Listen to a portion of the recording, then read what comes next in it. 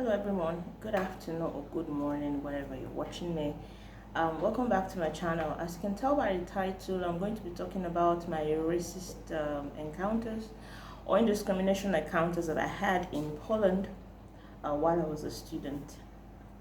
Um, well, I'm just going to say it now that these were my personal encounters and some of the encounters I had with friends, which are also dark skinned as I am. And that being said, I would also like to say that the numbers of racism compared to how much time I spent in Poland is almost insignificant. Well, not insignificant because racism is a huge, huge topic now. It's a huge debate going on around the world. So no encounter is insignificant. But if you're going to compare it with the amount of time and the number of people I've met or I met in Poland, there's a big difference. So I'm just saying that a lot of Poles are beautiful, loving, warm people. I have wonderful friends and families that welcome me with open hands. But yeah, let's get right to it. So the first encounter was maybe 4 years into staying in Poland. Probably before then, I was very naive and not aware of what was going on because I kind of have this psychological blind spots where I don't really take note of my environment. So someone might be planning some evil to do to me, I would totally be unaware. But the first open act of racism was like my fourth year into living in Poland. And while I was a student, I also was an English teacher, English tutor. So I used to go to this school, and it was almost 30 minutes away from Katowice, which is one of the southern cities in Poland. And this area was known to be full of people that are traditional, in their way of thinking, in a way. So I was going to cross the road, but most of the roads in Poland have this underground that you can go through. So instead of crossing the highway, you go on down under the ground, and there are steps that come out on both sides. So I'd gone underground from the side of the road, and I was coming up the steps from the other side of the road, and there was this guy and this lady that were descending, and immediately, I mean, all of a sudden, it was like a dream or something. He spat on me, just, just spat right on my body, like on my face and on my chest. And at first, I was shocked. I'm like, wait, is this a mistake? Like, is something happening? Is it ill? Is it vomiting? And I looked up, and you could see that he was looking at me with such hatred and was menacing and approaching me that, okay, do you want to confront me? That kind of thing. And I was like, Lachego, why? And he was coming towards me with anger, and his girlfriend too was egging him on. And at first, I thought to myself that, oh my God, Lovett, you cannot accost this guy. You could have a knife. And so I started crying, and I ran up the stairs. I immediately ran to the school because the school was not far off. And fortunately for me, I met the owner of the school, and I was just bawling and crying. And he and some other teachers were trying to console me, and they asked me what was wrong. I told them immediately what happened, and immediately two guys out of this group of people ran out to see if they could find him. I mean, there was no way I could describe him, but they just ran out of concern. So it was really comforting. The reaction of the owner of the school and my colleagues, they comforted me. They asked if I would like to call the police to lodge a complaint, and I said no, because there's no way I'm going to find this guy. And I don't know.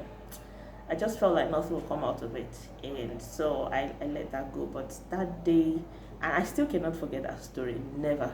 It did a lot of number to me, and I think I started to develop some form of, not hatred, because hatred is a strong word, some form of strong dislike for the country. I suddenly didn't like the country anymore from that point on. I suddenly wanted to leave. I started thinking of ways to leave the country. I was so unhappy.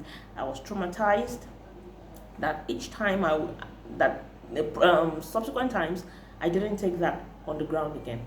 In fact, I think I quit that school after a month. Yeah, I had to tell the guy that I couldn't come here again because I didn't feel safe. yeah, but ever since then, I couldn't take the underground anymore. I always found a way of crossing over the road on the highway, and each time I would be very aware of my surroundings, and suddenly it dawned on me that, oh, I'm in a foreign country and I'm not welcome by everyone. So yeah, that's one of the thing. That's one of the encounters that stand out in my mind. So the second encounter, and unfortunately, not long after that, I think maybe a month after that, I was walking through the city center with a friend. I think it was two friends or a friend, Augustina, and just with this group of boys approaching us, and one of them gave me a blow on the shoulders, just out of the blues, walking towards each other. This was a huge city center, everybody's going their own way, and he hit me on the shoulder. And I turned, I was like, Lachego, why? What is wrong? What is it with me? And these people trying to attack me. And they just laughed and ran away. So that, oof, sorry. So that's another encounter that, yeah, I'll never forget. So those were two outright racist encounters. Apart from that, there were also very non-physical attacks. Like for instance, I remember the day a friend and I went to a shop. This was H&M, and the security guy was following us around the shop. The shop has these two floors, and he kept following us. Like he left everyone else. The shop was packed. He kept following these two black girls around the shops. And at a point, my friend, because she's quite brave, she had to turn back. She's like, "Why are you following me? What is it? I'm not a thief." And so he stopped. And I think it has happened again to us in another shop, but I cannot remember. But I would also remember pleasant experiences that I had in Mac Cosmetics shop and Sephora. The girls there are wonderful. They're so welcoming. They're happy to answer your questions, help you out with any inquiries you have. So those girls were very, very wonderful. Or maybe they were giving international training, I don't know. But yeah, my experiences in Sephora stores and Mac Cosmetics stores were very good experiences. During my studies, I've never had any racist or discrimination, outright racism or racist encounters or discrimination from anyone in school, from the rector, the dean, the administrative staff. Everyone was wonderful. I remember one time I had some difficulty with my schoolwork, and I approached the rector. The rector is not someone that is kind of in charge of the English medium program in the school. We have our own dean, but I had to go straight to the top, and it was very welcoming. Even though he didn't understand more than half of what I was saying, he had a big smile on his face, kept nodding his head, and it was very welcoming actually. I didn't have to go through any blue tape or cut through any blue tape to see him, maybe book an appointment or whatever. So, and I attended 3 schools in Poland and in different locations. So this is just to tell you that most people are wonderful, most people are nice, most people are very warm and welcoming. Yeah. So now that I've talked about the bad experiences I had, I'm going to talk about the wonderful experiences I had. I think I had a couple of wonderful families that took me in as their own. They would ask after me. Periodically, would go out for dinner. They would invite me over to their homes for dinner. I'll meet their kids, and it was wonderful. Oh, I remember them. It was wonderful, wonderful experience. In fact, some of them would get me gifts during festive holidays like Christmas. Yeah, and some people treat me like their own sister or brother or sister. Yeah, I had really, really wonderful experiences. Really wonderful experiences. Sometimes I'll go to the market, the open market, and I'll be gifted some things. This didn't happen much, but I can remember one experience that stands out to me. This woman was smiling, and she asked to touch my hair. I was like, yeah. I mean, even if I don't encourage it, but she's old and she was genuinely curious, so I allowed her to do that. And she was so excited, and she had a lot of questions for me, like how do I wash it? How do I maintain the curls? Am my hair naturally curly or straight? Are they naturally black? Does everyone have the same texture of hair in my country?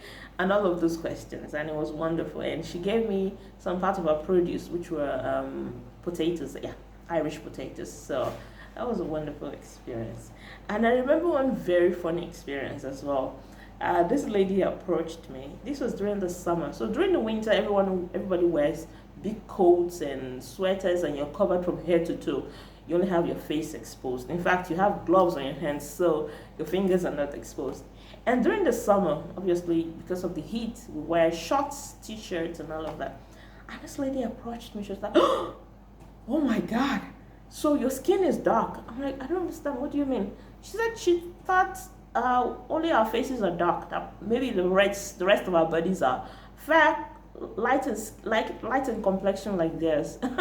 And it was so funny to me. Like, how will you think that way? Like, I'll be dark here and light in complexion all throughout. But yeah, I could tell that was a genuine curiosity and not out of racism or out of discrimination. She was genuinely curious. So I explained the science part of it, like the absence or the presence of melanin for us. And if you believe in evolution, the evolution of like people evolved to be able to protect themselves from the harsh weather, and so because of that they develop melanin. But I'm a Christian, I don't believe in evolution.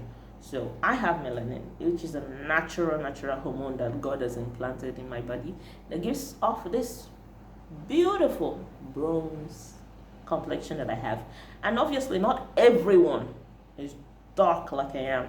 So dark shade skin, or we black people have it's a spectrum. Basically, it's a spectrum. You have some people that are very fair, there's people that are darker than me. So yeah, it is good to educate people like this when you encounter them.